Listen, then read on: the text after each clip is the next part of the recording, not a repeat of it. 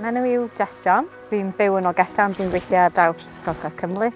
A dwi yn ymgynghorydd treftadaeth diwylliannol. Dwi'n gwneud ystod eang o bethau o helpu amgueddfeydd, wneud arddangosfeydd, cynlluniau treftadaeth ar gyfer grwpau cymunedol. Dwi'n gweithio hefo sefydliadau mawr fel Parc Genedlaethol dwi'n gweithio efo heddiw a grwpiau cymunedol bach, felly lot fawr o bobl. Fatha glorified historian.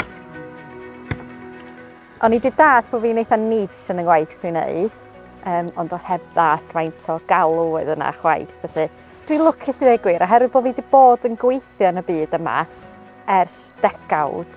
O gennau'r cysylltiadau, o gennau syniadau a rhai o'r prosiectau oedd yn mynd ymlaen beth bynnag. A wedyn, beth sydd wedi digwydd ydy wedi gweithio efo ambell i brosiect, a mae yna fwy o brosiectau wedi clywed am y gwaith i.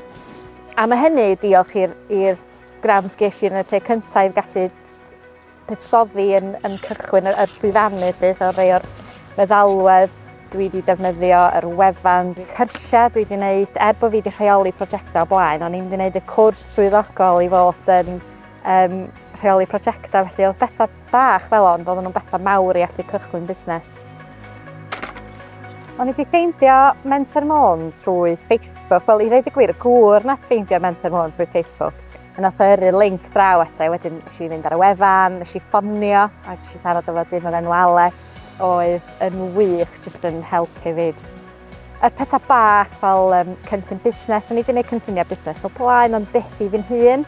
Dwi'n meddwl hwnna oedd yr cog gorau oedd jyst bod rhywun yn dal dy law di.